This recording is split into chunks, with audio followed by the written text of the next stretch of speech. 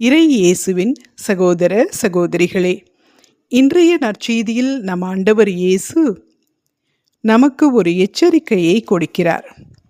விழிப்பாயிருங்கள், ஏனெனில் உங்கள் ஆண்டவர் எந்த நாளில் வருவார் என்று உங்களுக்கு தெரியாது.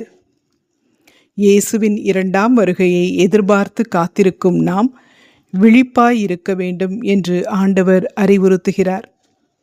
அது மட்டுமல்ல, நமக்கு கொடுக்கப்பட்ட கடமைகளையும் பொறுப்புகளையும் கருத்தாய் நிறைவேற்றியபடி விழிப்பாய் இருக்க வேண்டும் என்று வலியுறுத்துகிறார். தம் வீட்டு வேலையாள்களுக்கு வேளா வேளை உணவு பரிமாற தலைவர் அமர்த்திய நம்பிக்கைக்கு உரியவரும் அறிவாளியுமான பணியாளர் யார்? இந்த கேள்வியை நம் ஆண்டவர் நம் ஒவ்வொருவரையும் பார்த்து இன்று கேட்கிறார். ஒரு குடும்பத்தின் தலைவராக, தலைவியாக, ஒரு அலுவலகத்தின் பொறுப்புள்ள பணியாளராக, ஒரு சமூக பொறுப்புள்ள குடிமகனாக நாம் நம்மிடம் ஒப்படைக்கப்பட்டவர்களை பராமரிக்க வேண்டிய பொறுப்பில் இருக்கிறோம்.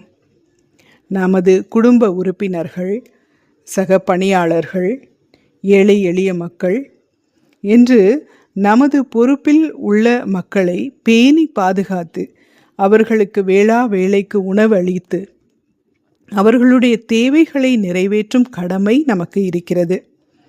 அதற்காக இடைவிடாது உழைக்க வேண்டிய கட்டாயத்தில் இருக்கிறோம்.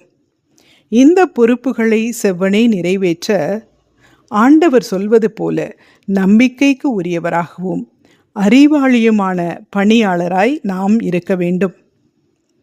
ஆண்டவர் வந்து பார்க்கும்போது நமக்கு கொடுக்கப்பட்ட பணிகளை சோர்வில்லாமல் செய்து கொண்டிருக்க வேண்டும். அப்போது நாம் அவர் சொல்வது போல பேறு பெற்றவராய் இருப்போம். அவரால் அதிகாரத்திற்கு உயர்த்தப்படுவோம். இன்றைய இறை வார்த்தைக்காக இயேசுவுக்கு நன்றி.